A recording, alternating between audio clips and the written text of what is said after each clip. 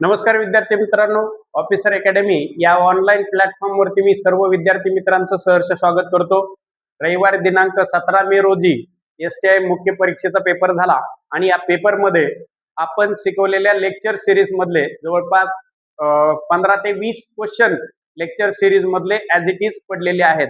चला तर बघूया, मग सुरुवात करूया आपण आपल्या क्वालिटीच्या विषयापासून. सगळ्यात पहिला प्रश्न 38 नंबर तुमच्या पेपरमध्ये दिसेल आणि तो प्रश्न आहे, भारताचा खालील पैकी योग्य व अयोग्य कथन ओळखा. आता इथे बघा, ज्या वेळेस आपण पेपरला जाऊ त्यावेळेस सगळ्यात महत्वाची गोष्ट मी लेक्चर सिरीज मध्ये तुम्हाला सांगितली की जोपर्यंत विद्यार्थी हा प्रश्न व्यवस्थित वाचत नाही तोपर्यंत त्याला समजत नाही की काय. या ठिकाणी बघा, पहिल्यांदा आपल्याला योग्य ओळखायला सांगितलंय आणि त्यानंतर सांगितलं की अयोग्य, म्हणजेच एक कुठलं जे विधान असेल ते योग्य आणि अयोग्य स्वरूपामध्ये तुम्हाला सांगायचं आहे. ओके, बघा पहिला प्रश्न काय, भारताचा नियंत्रक व महालेखा परीक्षक राज्याच्या संघराज्याच्या लेखा परीक्षेचा अहवाल संसदेपुढे सादर करेल. या ठिकाणी माझी लेक्चर सिरीजची नोट्स तुम्हाला समोर दिसते ती आहे. आपल्या सगळ्यांना माहिती आहे की कॅग जे आहे हे कॅग कलम 148 नुसार पद आहे. दुसरी गोष्ट आहे की यांची नियुक्ती राष्ट्रपती करतात, आपल्या सगळ्यांना माहित आहे. ओके, आता यामध्ये प्रश्न काय विचारलाय की ते संसदेपुढे अहवाल सादर करतात, तर अजिबात नाही.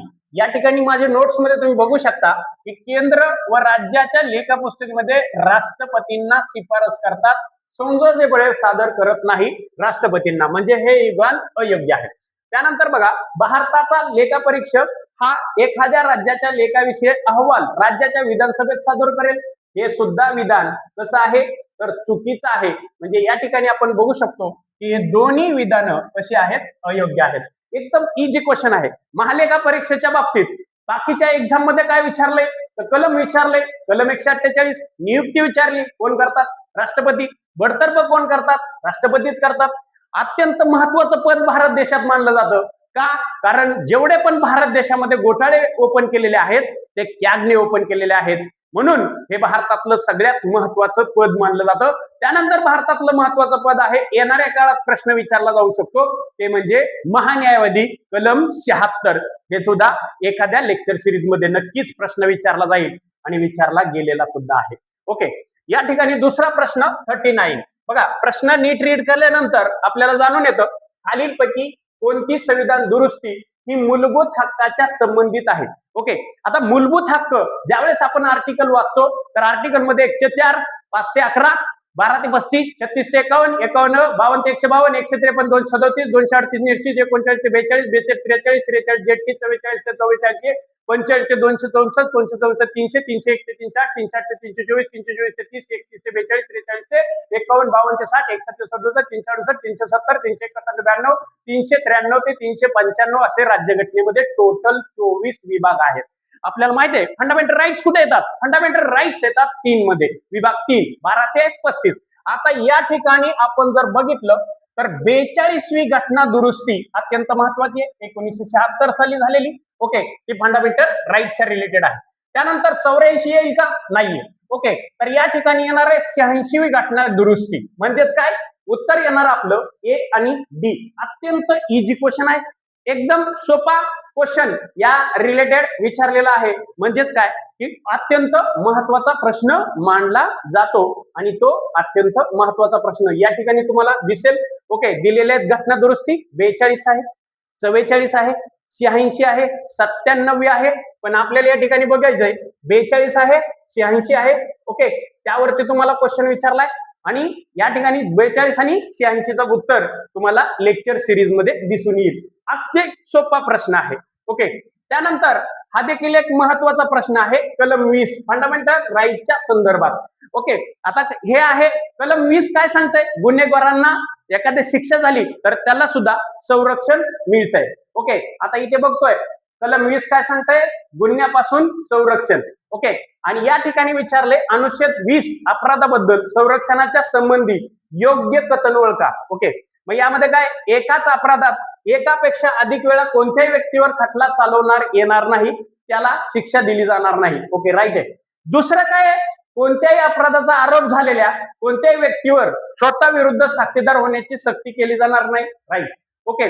दुसरं काय, जे कृत्य अपराध असल्याच्या दोषारोप किंवा आल्यात कृत्य एखाद्या व्यक्तीने करण्याच्या वेळी अंमलात आलेल्या कायद्याच्या भंगखेरीज अपराधी व्यक्ती दोषी ठरवला जाणार नाही आणि कायद्याखाली त्याला शिक्षा करता येणार नाही.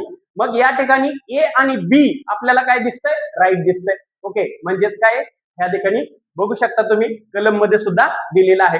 खूप सोपा हा देखील कलमचा प्रश्न या ठिकाणी आपल्या लेक्चर सिरीज मध्ये ऍज इट इज विचारलेला आहे.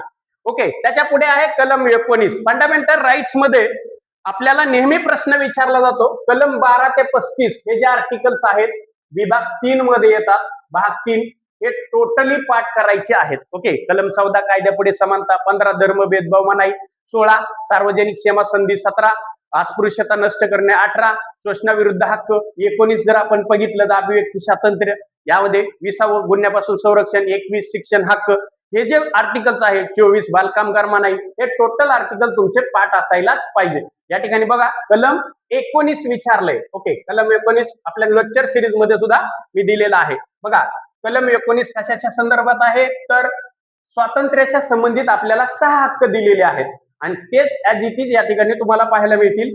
या सगळे हक्क तुम्हाला 19चे पूर्ण लेक्चर सिरीज मध्ये माझ्या नोट्स मध्ये सुद्धा पाहायला मिळतील. हा जो कॉलम तुम्हाला दिसतोय तो तसाच बघा. या ठिकाणी भाषण व अभिव्यक्ती स्वातंत्र्य. ओके, या ठिकाणी तुम्हाला हे जे आर्टिकल्स आहे याच्या रिलेटेड तुम्हाला 19 पासून बघा कोणताही व्यापार रोजगार संधी, त्यानंतर विशिष्ट धंदा, ओके, निर्बंध, या ठिकाणी सगळे टोटल खटला कोणता आहे त्याच्या संदर्भात या दावा कुठला केलेला आहे, आर्टिकल केलेले आहे. ओके, यावरती पूर्णपणे विचारलंय की कशाची हमी दिली गेली नाही. ओके, कशाची हमी दिली नाही. मग आता बघून भाषण, अभिव्यक्ती स्वातंत्र्याचा अधिकार, शांतता व शस्त्र एकत्रित अधिकार, संघटना संघ सहकारी संस्था स्थापन करण्याचा अधिकार, भारताच्या संपूर्ण प्रदेशात मुक्तपणे फिरण्याचा अधिकार. म्हणजे तुम्हाला विचारलंय की कलम 19च्या अंतर्गत कोणता अशी हमी देण्यात आलेली नाही. शांतता किंवा शस्त्रास्त्र एकत्र येण्याचा अधिकार. ओके, या ठिकाणी आपण पाहू शकतो की हे जे आर्टिकल आहे ही गोष्ट आहे ती दिलेली नाही. आपल्याला काय विचारलंय नाही. या ठिकाणी बघू शकता भाषण स्वतःचा अधिकार आहे, सहकार संस्थेचा अधिकार आहे, भारतात तुम्ही कुठेही राहू शकता, फिरण्याचा मुक्तपणे तुम्हाला काय आहे अधिकार आहे. म्हणजे 2 नंबर जो पर्याय आहे तो काय आहे, रॉंग आहे. आणि एकदम सिंपल असा तो प्रश्न आपल्या या ठिकाणी पूर्ण लेक्चर सिरीज मध्ये तुम्हाला दिसून येतोय. चला, यानंतर अत्यंत महत्वाचा पुढचा प्रश्न आहे की मी सांगितलंय कॉन्स्टिट्यूशन बनवत असताना जवळपास 22 समित्याने कॉन्स्टिट्यूशन बनवण्यासाठी सहभाग नोंदवलेला आहे. 22 मध्ये राज्यघटना बनवत असताना 2 भाग पडले. ओके, कार्यपद्धतीवरील समित्या आणि विशेष कार्यपद्धतीवरील समित्या. कार्यपद्धतीमध्ये 10, विशेष कार्यपद्धतीमध्ये 12. ओके, आणि नेहमी एमपीएससीने तुम्हाला प्रश्न विचारलाय उपसमितीचा. या ठिकाणी बघा संघ राज्य संविधान समिती याचे अध्यक्ष नेहरू आहेत. याच्यावरती सुद्धा ज्यावेळेस जोड्या लावायचा प्रश्न पडतो तर त्यावेळी तुम्हाला एक गोष्ट लक्षात ठेवायची आहे. कोणती, की तुम्हाला एखादी जोडी येते.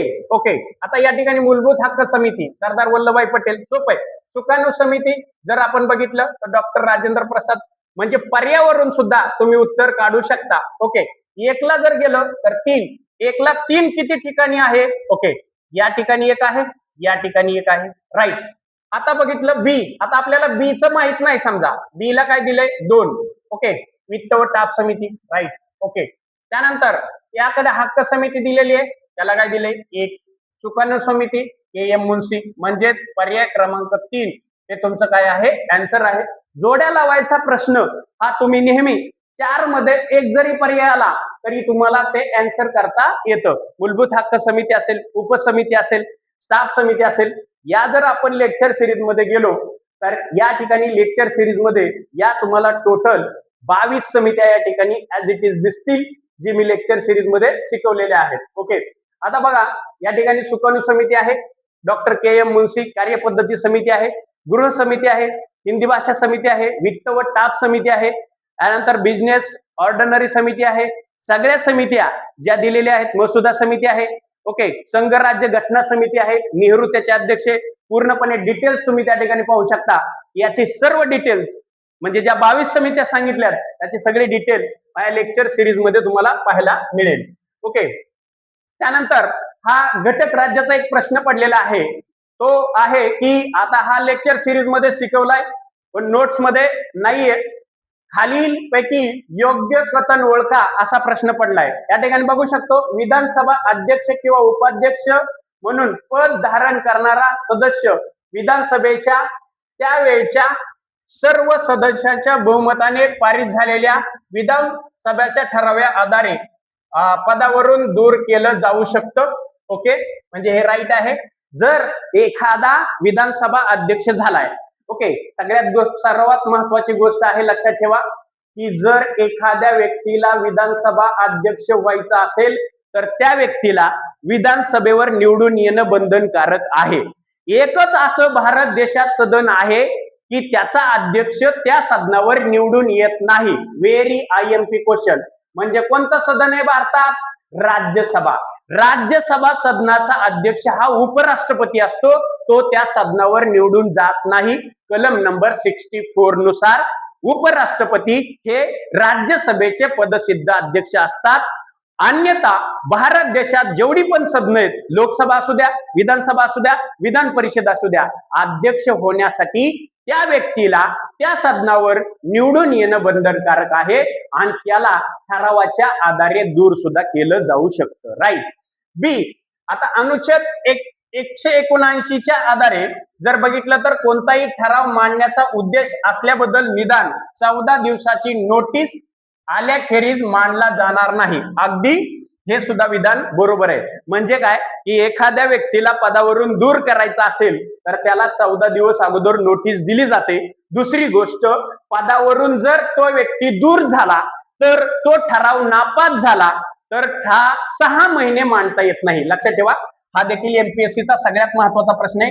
14 दिवसाची नोटीस, आणि जर ठराव नापास झाला, त्या व्यक्तीला पदावर दूर करताना ठराव पास झाला नाही तर लक्षात ठेवा 6 महिने परत त्या व्यक्तीला ठराव पास करल्याशिवाय, म्हणजे 6 महिने कालावधी लागतो पुन्हा त्याचा अविश्वासाचा ठराव मांडण्यासाठी. हा देखील एक परीक्षेचा अत्यंत महत्वाचा प्रश्न आहे, पाठीमागे विचारलेला सुद्धा आहे. ओके, यानंतर विचारलंय बघा, हा प्रश्न बऱ्याच वेळा रिपीट झालेला आहे. सोपा प्रश्न आहे, काही अवघड नाही. की आपण जर बघितलं, संविधानाच्या प्रारंभी नागरिकत्वाबाबत खालीलपैकी योग्य कथन ओळखा. आपल्या सगळ्यांना माहित आहे की हा जो कायदा आहे, हा कायदा 2019 मध्ये नवीन पद्धतीने आला. पण भारताचं नागरिकत्व जर एखाद्या व्यक्तीला मिळवायचं असेल तर तो कायदा आहे 1955चा नागरिकत्व कायदा. आणि नरेंद्र मोदींनी त्याला 2019 मध्ये काय केलेलं आहे रे बाळांनो, तर नवीन नागरिकत्व सुधारणा कायदा असं म्हटलेलं आहे. आणि ते जर तुम्हाला लक्षात ठेवायचं असेल तर हा कायदा जगातल्या सगळ्या राष्ट्रांसाठी लागू आहे. आणि 2019चा कायदा जर आपण बघितला, नागरिकत्व सुधारणा कायदा 2019 असं म्हटलं जातं. आणि त्यामध्ये 3 राष्ट्रामध्ये जे मुस्लिम व्यक्ती आहेत त्यांच्यासाठी बंधन आणलेलं आहे. आणि ते कसं लक्षात ठेवायचं? ABP माझा. ओके, सूत्र आहे त्याचं, ABP माझा. ओके, कसं? तर 19च्या कायद्याने सांगितलं, A म्हणजे अफगाणिस्तान, B म्हणजे बांगलादेश आणि P म्हणजे पाकिस्तान. या देशामध्ये असणारा मुस्लिम समुदाय जो आहे यांना नागरिकत्व होता येणार नाही. अन्यथा त्या राष्ट्रामध्ये जर बौद्ध समाज, हिंदू समाज, ख्रिश्चन समाज, जो काही समाज आहे त्यांना नागरिकत्व होता येईल. ह्या 3 राष्ट्रांची नावं लक्षात ठेवायची. 55ला मात्र जगातला कोणताही देशाचा व्यक्ती भारताचं नागरिकत्व होऊ शकतो. तो कशा आधारे?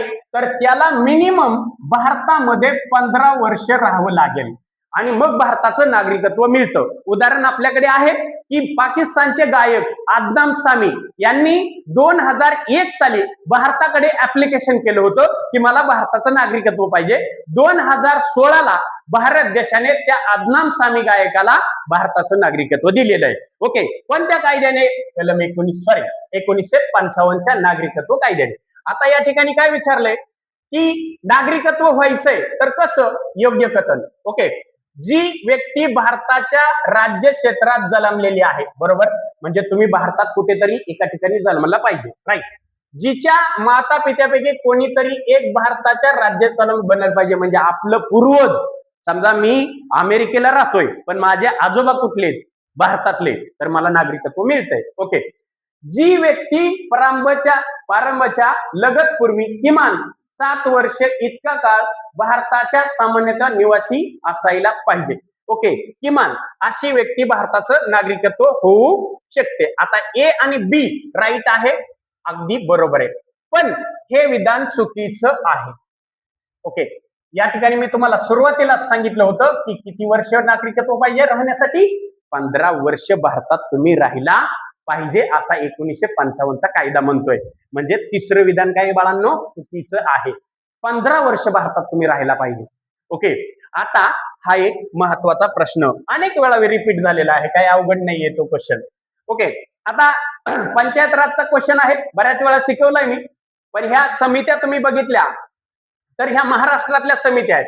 सोप्या पद्धतीने सांगायचं झालं तर महाराष्ट्रातली सगळ्यात पहिली समिती 1960 ला आलेली आहे, वसंतराव नाईक समिती. आणि हाच आपण भारतात गेलो तर भारतामध्ये सर्वात पहिली समिती कोणती बाळांनो, बलवंतराय मेहता समिती. ओके, गुजरातचे सीएम बलवंतराय मेहता, याची स्थापना कधी झाली बाळांनो, 1957 साली. यांनी अहवाल कधी दिला, 1958 साली. आणि या समितीच्या आधारे भारत देशात सगळ्यात पहिलं पंचायत राज गांधीजींचं स्वप्न असल्यामुळे 2 ऑक्टोबर 1959 ही डेट लक्षात ठेवा. आणि भारतातलं सगळ्यात पहिलं पंचायत राज राजस्थान मधल्या नागौर जिल्ह्यात सुरू झालेलं आपल्याला पाहायला मिळतं. ओके, अत्यंत महत्वाचा आणि बऱ्याच ठिकाणी विचारलेला प्रश्न आहे. आपण येऊया महाराष्ट्रावरती. हे भारताचं झालं. ओके, आणि भारतात ही समित्या स्थापन झाल्यामुळे महाराष्ट्राने समित्या स्थापन झाल्या. आणि महाराष्ट्रामध्ये 1 मे 1961 साली पंचायत अधिनियम कायदा पास झाला. आणि महाराष्ट्रामध्ये 26 जून 1960 ला पहिली समिती स्थापन झाली.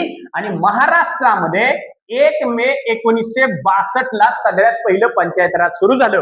भारत देशात विचारलं तर 2 ऑक्टोबर 1959, महाराष्ट्रात विचारलं तर 1 मे 1962 ला पंचायत राज सुरू झालं.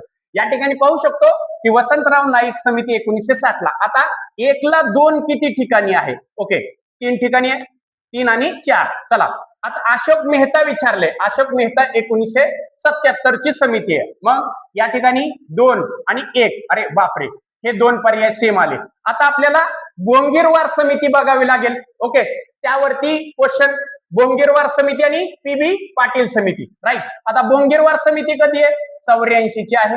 पीबी पाटील समिती कधी आहे? या ठिकाणी. मग पर्याय क्रमांक 3 हा तुमचं काय झालं? आन्सर झालं. या महाराष्ट्रातल्या समित्या आहेत. आता ह्या ठिकाणी क्रिटिकल केलंय, 2 पर्याय सोपे सोपे दिलेले आहेत, काय अवघड नव्हतं. महाराष्ट्र आणि भारतातल्या समित्या. ओके, आता बघा दुसरा प्रश्न किती सोपा आहे. 73वी घटना दुरुस्ती विचारली आणि पंचायत राजच्या रिलेटेड आपल्याला माहिती आहे की 2 घटना दुरुस्त झाल्या. तसं पाहिलं तर एक टेबल मी विद्यार्थ्यांना नेहमी शिकवतो. ते टेबल खूप महत्वाचं आहे बाळांनो. जर तुम्ही हा टेबल लक्षात ठेवला, टेबल, तर पोरांचा एकही प्रश्न चुकत नाही. आता टेबल कसा लक्षात ठेवायचा?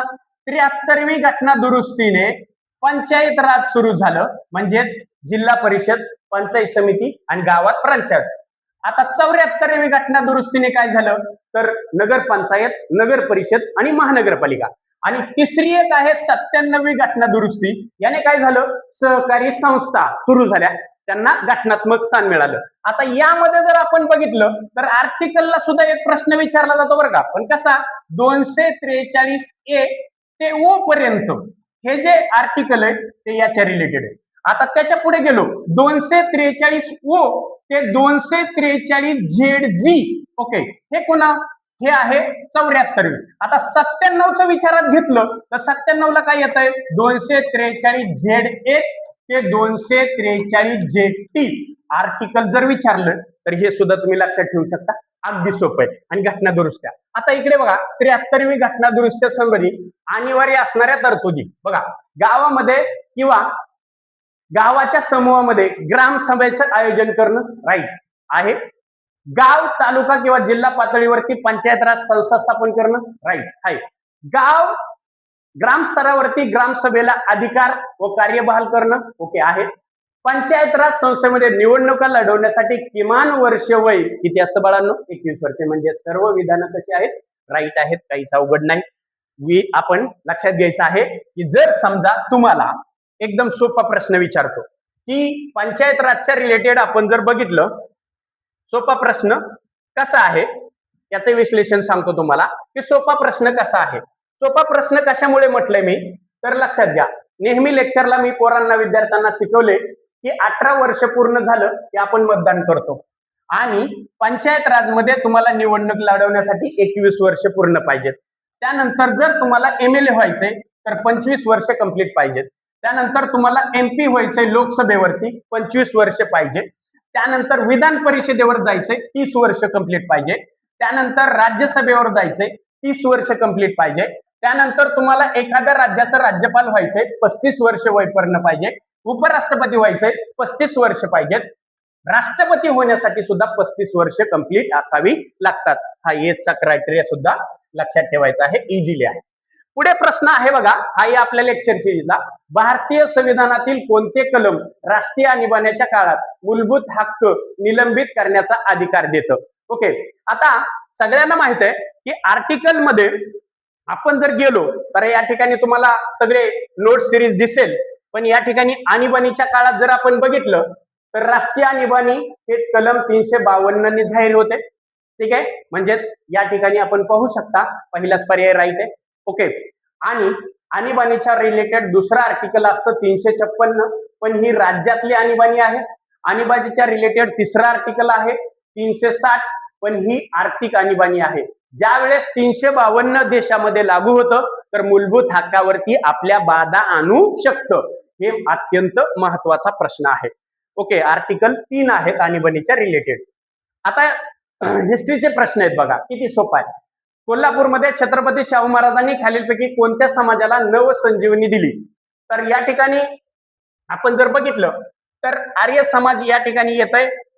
आर्य समाज, ओके, आणि सत्यशोधक समाज. ओके, हे दोन प्रश्न आहे, म्हणजे या ठिकाणी सी आणि डी. ओके, पण या सॉरी फक्त डी येणार आहे ऑप्शन. सॉरी, आर्य समाज आहे त्याही 1918 साली या ठिकाणी बघू शकता की सत्यशोधक समाजाची स्थापना 11 भास्करराव जाधव यांच्या अध्यक्षतेखाली करण्यात आली. इथे तुम्हाला दिसतंय. आता हा प्रश्न थोडा क्रिटिकल आहे, कारण आर्य समाजाचा पण उल्लेख केलेला आहे, पण संजीवनी विचारलंय तर सत्यशोधक देऊ शकतं. ओके, म्हणून हा डी पर्याय त्यांनी दिलेला आहे. पर्याय क्रमांक 4 फक्त आन्सर दिलेला आहे, पण आर्य समाजाचा पण उल्लेख होता, त्यावरती पण थोडासा डाऊट आहे. ओके, आता शेतकऱ्यांच्या उद्धारासाठी कार्यरत म्हणून खालीलपैकी कोणत्या समाज सुधारकांचा प्रथम उल्लेख केला जातो? वास्तविक या ठिकाणी जर आपण प्रश्न बघितला तर हा थोडा प्रश्न क्रिटिकल आहे. क्रिटिकल कशासाठी? कारण याचं आन्सर जे आहे ते क्रिटिकल आहे. का? तर हे जे चारही समाज सुधारक दिसतात त्या चारही समाज सुधारकाने शेतकऱ्यांच्या रिलेटेड काम केलंय, पण यामध्ये थोडासा डाऊट आहे, ते म्हणजे पर्याय क्रमांक 1 आणि 4 मध्ये. कदाचित कृष्णराव भालेकर आन्सर देऊ शकतोय आयोग. का? कारण त्यांनी शेतकऱ्यांच्या रिलेटेड शेतकऱ्यांचा कैवारी नावाचं सर्वात पहिलं वृत्तपत्र चालू केलेलं आहे. कदाचित हे आन्सर देऊ शकते. दुसरा पर्याय आहे की 1875 साली महात्मा फुलेंनीही शेतकऱ्यांच्या रिलेटेड काम केलेलं आपल्याला पाहायला मिळतं. दिलंय मी. ओके, की शेतकऱ्यांचं खतपोडीचं बंड हे महात्मा फुलेंनी सुद्धा, विठ्ठल रामजी शिंदे यांनी सुद्धा काम केलेलं आहे आणि शाहू महाराजांनीही काम केलेलं आहे. पण काय विचारलंय? शेतकऱ्यांच्या उद्धारासाठी कार्यरत म्हणून खालीलपैकी कोणत्या समाज सुधारकांचा प्रथम उल्लेख केला जातो? तर त्याचं उत्तर कदाचित कृष्णराव भालेकर देण्याचे चिन्ह जास्त आहेत. ओके, हे देखील या ठिकाणी थोडासा क्रिटिकल क्वेश्चन आहे, किंवा महात्मा फुले, परंतु मला वाटतं त्या ठिकाणी ते उत्तर देतील. ओके, हा प्रश्न तर अनेक वेळा रिपीट झालाय आणि बऱ्याच वेळा मी शिकवलाय सुद्धा. कामगार चळवळीचे नारायण मेघाजी लोखंडे 1884 ला सर्वात पहिली कामगार संघटना स्थापन केली. कामगारांना 1890 साली रविवारी साप्ताहिक सुट्टी मिळून दिली. रविवारी साप्ताहिक सुट्टी सर्वात पहिली इंग्रजांनी म्हणजेच लॉर्ड हार्डिंग्स यांनी मिळून दिली 1844 साली, आणि कामगारांना 1890 साली नारायण मेघाजी लोखंडे म्हणून त्यांना कामगार चळवळीचे जनक म्हणून सुद्धा ओळखलं जातं. अत्यंत सोपा हा देखील प्रश्न आपल्या लेक्चर सिरीज मध्ये ऍज इट इज तुम्हाला दिसू शकतोय. ओके, आता वासुदेव बळवंत फडके अख्खं लेक्चर सिरीज मध्ये पुस्तकाची नोट्स पूर्णपणे दिलेली आहे. वासुदेव बळवंत फडके यांच्या धनिकांच्या घरावर दरोडे घालण्यामागे मुख्य उद्देश काय होता? इंग्रजांविरुद्ध सशस्त्र बंडासाठी आवश्यक निधी मिळवणं, बरोबर आहे. स्वतःसाठी संपत्ती गोळा करून ऐशारामाचं जीवन जगणं, अजिबात नाही. ओके, दुसरा पर्याय बसत नाही. काय विचारलं? मुख्य उद्देश काय होता? तर मुख्य उद्देश होता त्यांचा इंग्रजांविरुद्ध आवश्यक असणारा निधी गोळा करणं. ओके, तर हे पहिला पर्याय या ठिकाणी बसू शकतोय, अत्यंत महत्वाचा आहे आणि पूर्ण नोट्स लेक्चर सिरीज मध्ये दिलेली आहे त्यावरती सुद्धा. ओके, आता हा एक महत्वाचा प्रश्न आहे की कोल्हापूरच्या बर्वे प्रकरणात खालीलपैकी कोणत्या नेते डोंगरेच्या तुरुंगात 4 महिन्याची शिक्षा भोगली? तर आपल्या सगळ्यांना माहित आहे की अत्यंत हा महत्वाचा प्रश्न आहे. हा सुद्धा लेक्चर मध्ये शिकवलाय. 1883 साली कोल्हापूरमध्ये बर्वे नावाचे व्यक्ती होते.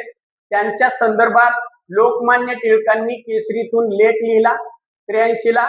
ओके, आणि या डोंगरीच्या तुरुंगात लोकमान्य टिळक आणि गोपाळ गणेश आगरकर या दोघांना, म्हणजेच ए आणि बी असा पर्याय कुठेतरी असेल. ओके, आहे का? ओके, पर्याय क्रमांक 1च दिसतोय. या दोन नेत्यांना शिक्षा झाली. किती शिक्षा झाली? तर यावरती गोपाळ गणेश आगरकरांनी डायरेक्ट तुरुंगातच एक ग्रंथ लिहिला. काय लिहिला? डोंगरीच्या तुरुंगातील माझे 101 दिवस. जेवढ्या दिवस शिक्षा भोगली तसंच त्या ग्रंथाला नाव दिलं कुणी? आगरकरांनी. ओके, आणि म्हणून दोन व्यक्तींनी शिक्षा भोगलेली आपल्याला पाहायला मिळतं. लोकमान्य टिळकांना 4 वेळा शिक्षा झाली. 83 ला शिक्षा झाली. त्यानंतर पुण्यामध्ये झालेले कलेक्टर जॅक्सनची हत्या असेल, कसबा पेठेतील गणपती पावला. त्यानंतर बिहारमध्ये मुझफ्फर खटला घडला. त्या ठिकाणी खुदीराम बोस यांना फाशीची शिक्षा झाली. त्या ठिकाणी त्यांनी लेख लिहिला आणि त्या ठिकाणी 1908 ते 14 6 वर्ष मंडाल्य तुरुंगात गीता रहस्य नावाचा लोकमान्य टिळकांनी ग्रंथ सुद्धा लिहिलेला आहे. अशा 3 वेळा शिक्षा लोकमान्य टिळकांना भोगलेल्या आहेत. त्यावरती सुद्धा क्वेश्चन विचारलेले आहेत. ओके, यानंतर अत्यंत महत्वाचा प्रश्न या ठिकाणी लेक्चर सिरीज मध्ये मी टिक करून ठेवलेला आहे की भाऊ महाजन यांनी कोणत्या वृत्तपत्रातून सामाजिक विषयावर लेखन केलं? ज्ञानदर्शन, त्रैमासिक आणि धूमकेतू. ओके, ए आणि सी पर्याय बसेल.